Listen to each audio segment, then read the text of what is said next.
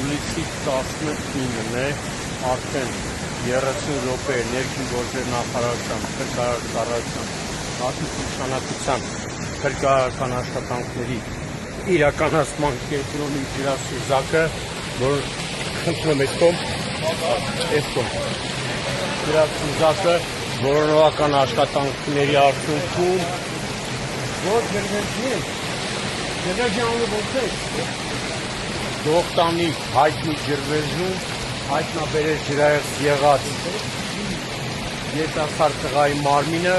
հիմա փրկարարների հետ դուրս են բերում